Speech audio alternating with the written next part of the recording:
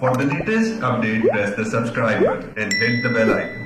अस्सलाम वालेकुम, मैं हूं डॉक्टर इरफान सलेरिया और बाय प्रोफेशन में एक फार्मासिस्ट, न्यूट्रिशनिस्ट और डाइटिशियन हूं और अपनी न्यूट्रिशन की प्रैक्टिस लाहौर और सियालकोट में करता हूं।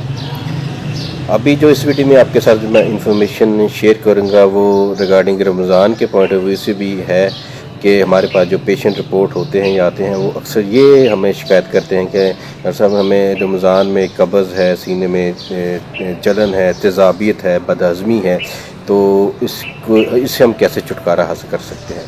तो आज मैं इसके मतलब आपके इंफॉर्मेशन शेयर करूँगा।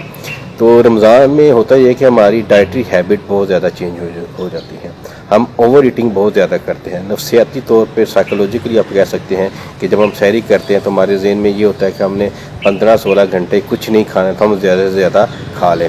इसी तरह अफ्तारी में हमारी यही रूटीन होती है कि हमने 15-16 घंटे से कुछ नहीं खाया तो उस कमी को पूरा करने के लिए नफ्सियाती तौर पर हम ज़्यादा खाना खाते हैं। दूसरा ये कि हम रमज़ान में फ्राइड चीज़ों का इस्तेमाल बहुत ज़्यादा करते हैं, समोसे, पकोड़े वगैरह, और मिर्च मसाले का इस्तेमाल भी बहुत ज़्यादा बढ़ जाता है। बारबेक्यू जब घर में बनाते हैं या बाज़ार से लाते हैं तो उसमें मिर्च मसाला बहुत ज़्यादा होता है। बारबेक्यू आप ज़रूर इस्तेमाल करें लेकिन उसमें मिर्च मसाले का जो इस्तेमाल है वो थोड़ा सा कम हो। सलाद का इस्तेमाल जो हमारे रमज़ान में बहुत ज़्यादा कम हो जाता है आम रूटीन की निस्बत, जिसकी वजह से हमें कब्ज़, सीने में जलन, तेज़ाबियत वगैरह की जो प्रॉब्लम्स हैं वो अक्सर हो जाती हैं रमज़ान में। तो कोशिश करें कि आप ओवर ईटिंग ना करें। दही का इस्तेमाल आप ज़रूर करें। दही की लस्सी जो है वो बड़ा इफ़ेक्टिव है इस सिलसिले में। इसके अलावा तुख़ दाऊदी आप पानी में मिला के अब इस्तेमाल करेंगे तो वो भी बहुत ज़्यादा यूज़फुल होगी। अगर तुख़ दाऊदी अवेलेबल नहीं है या अफोर्डेबल नहीं है तो आप तुख़ मलंगा जो है वो आप इस्तेमाल कर सकते हैं। 1 चम्मच पानी में डाल के इस्तेमाल करें तो वो भी आपको सीने में जलन, तेज़ाबियत वगैरह से छुटकारा हासिल करने में काफ़ी मदद देगा।